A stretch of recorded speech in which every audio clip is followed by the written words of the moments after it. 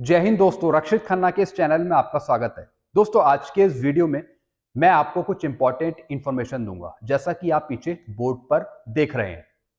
दोस्तों, अगर आप पहली बार मेरा चैनल विजिट कर रहे हैं या फिर वीडियो देख रहे हैं तो आप मेरे चैनल को सब्सक्राइब कर सकते हैं, क्योंकि पेंशन से रिलेटेड जो मुद्दे होते हैं, जो नई नई जानकारी होती है, वो मैं आपको वीडियो के माध्यम से समझाता रहता हूँ, लाता रहता हूँ।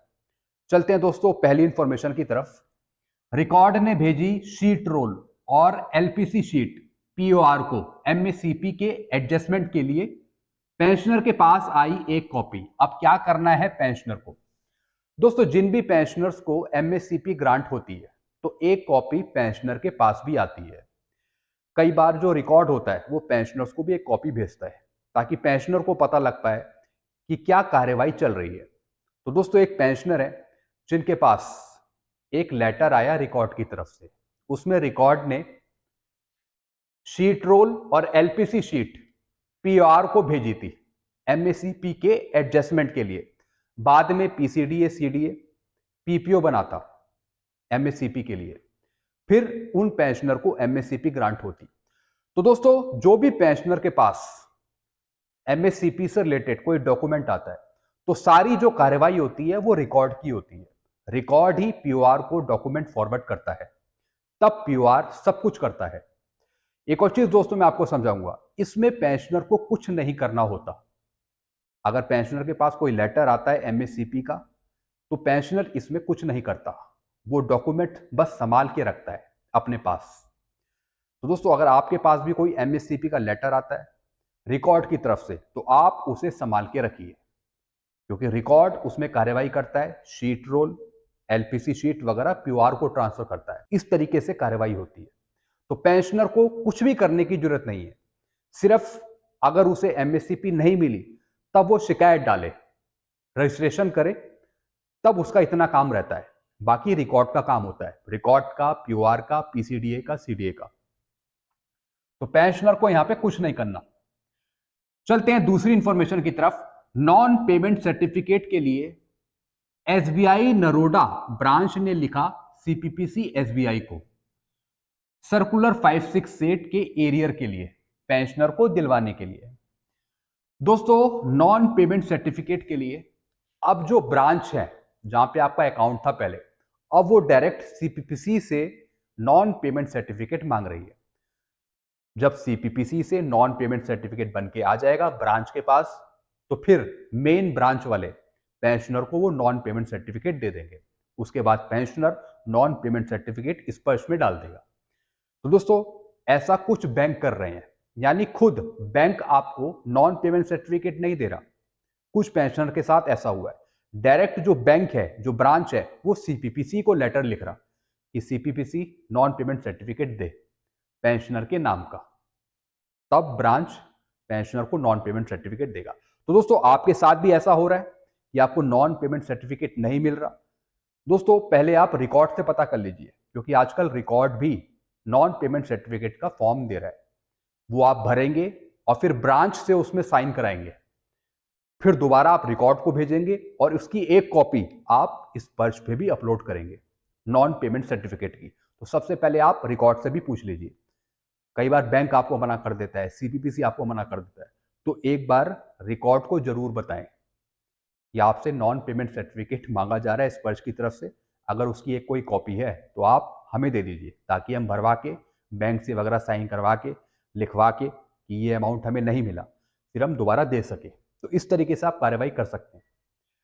चलते हैं तीसरी इंफॉर्मेशन की तरफ। स्पर्श बैंक सीपीपीसी मांग रहा अथॉरिटी ओआरओपी 2 एरियर देने के लिए, ओआरओपी 2 की पेंशन देने के लिए। पेंशनर्स हुए परेशान जिन्हें नहीं मिला।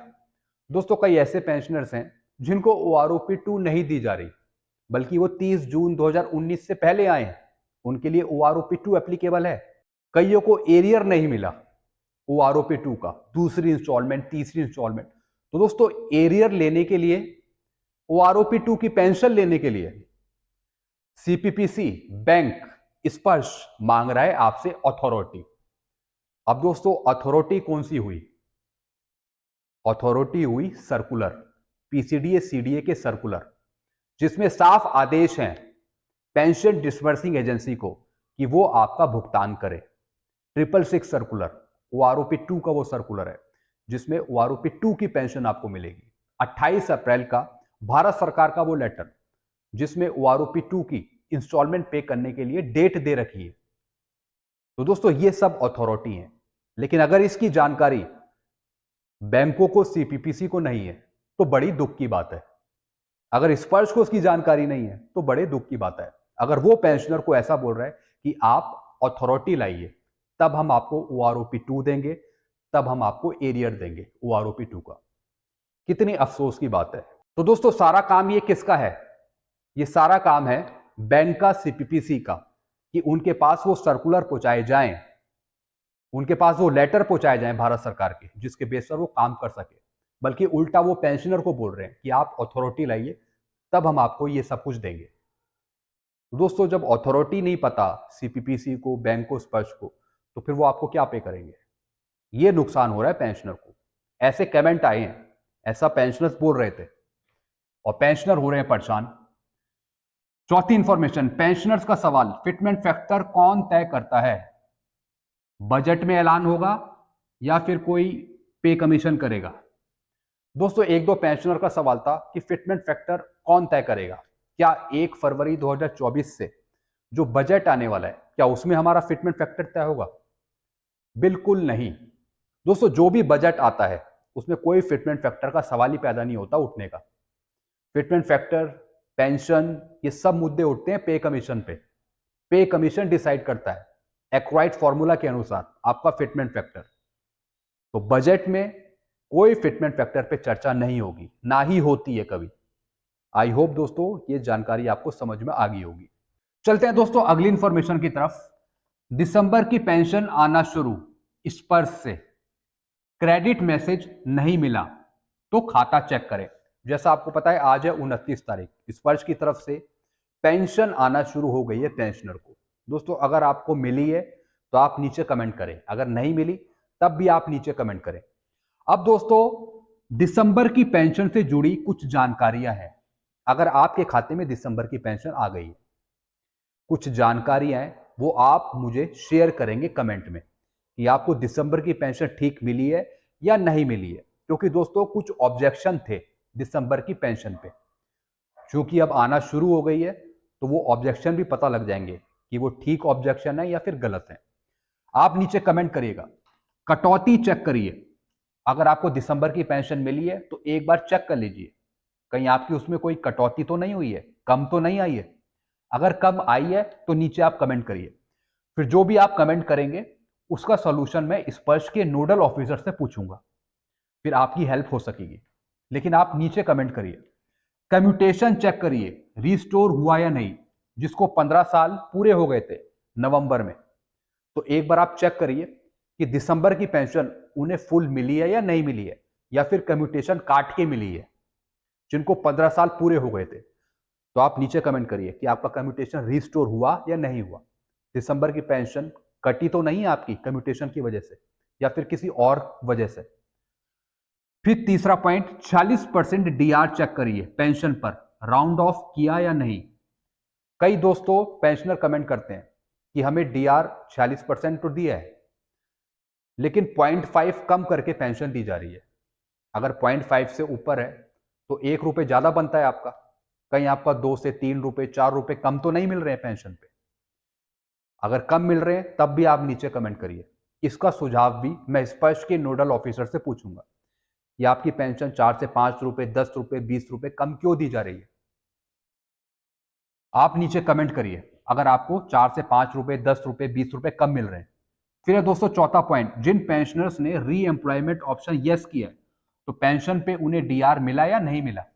जी हाँ दोस्तों, जिन पेंशनर्स ने अपना डिक्लेरेशन सबमिट किया था तो उसमें री एम्प्लॉयमेंट का ऑप्शन आता है। अगर आपने वो यस कर दिया तो फिर आपको पेंशन पे DR नहीं मिलेगा। तो एक बार आप चेक कर लीजिए जो आपको दिसंबर की पेंशन आई खाते में, कहीं उसमें आपको DR मिला है या नहीं मिला। अगर नहीं मिला तो आप नीचे कमेंट करिए, फिर इसका सोल्यूशन भी मैं पूछूंगा। वैसे मैंने आपको कल के वीडियो में क्लियर कर दिया था कि आपको करना क्या है, फिर भी आप नीचे कमेंट करिए कि आपको DR मिला या नहीं मिला। फिर है दोस्तों पांचवा पॉइंट, MACP रैंक की पेंशन चेक करिए। पुरानी पेंशन या फिर नई पेंशन। कई ऐसे पेंशनर थे जिनकी एमएससीपी एडजस्ट होनी थी, एमएससीपी मिलनी थी और उनको एक नेक्स्ट रैंक की पेंशन मिलनी थी, जैसे सिपाही है, नायक है, उनको हवलदार की मिलनी थी। जिनकी क्वालिफाइंग सर्विस 24 से ऊपर है तो फिर उनको नायब सूबेदार की पेंशन मिलनी थी। तो एक बार आप चेक कर लीजिए कि जो आपको दिसंबर की पेंशन मिली उसमें आपको एमएससीपी ग्रांट हुई या नहीं हुई, यानी आपको हवलदार की, नायब सूबेदार की पेंशन मिली या नहीं मिली है, जिनको एमएससीपी का बेनिफिट मिलना था दिसंबर में। तो एक बार आप पेंशन चेक कर लेंगे, कहीं आपको दूसरे रैंक की पेंशन तो नहीं दी जा रही, यानी जिसके लिए आपको एमएससीपी दी गई है उसी की एमएससीपी दी जा रही है, नहीं दी जा रही। दिसंबर की पेंशन आपकी कैसी आई, नीचे वाली रैंक की आई या फिर एमएससीपी वाली आई, तो आप कमेंट कर सकते हैं। फिर दोस्तों जो भी आप कमेंट करेंगे उसका सॉल्यूशन मैं पूछूंगा नोडल ऑफिसर से। तब दोस्तों फिर मैं आपको और जानकारी दूंगा और आगे आने वाले वीडियोस में जो आपकी प्रॉब्लम रहेगी। फिर दोस्तों लास्ट कमेंट आप करेंगे कि आपके खाते में आज पेंशन जमा हुई या नहीं हुई, ये भी आप कमेंट करेंगे। अगर नहीं होती तो इसका सॉल्यूशन भी मैं इस पर से पूछूंगा। तो आप कमेंट जरूर करें अगर दिसंबर की पेंशन को लेकर आपको कोई भी इशू है, ताकि वो मैं सीनियर अधिकारी से पूछ सकूं, डिस्कस कर सकूं और फिर आपको समझा सकूं। तो दोस्तों ये कुछ पॉइंट थे जो मैंने आपको समझाए। आई होप सारी जानकारी आप सही से समझ गए होंगे। वीडियो आपको अच्छा लगता है वीडियो को लाइक करें और इस चैनल को सब्सक्राइब कर सकते हैं। Thank you so much.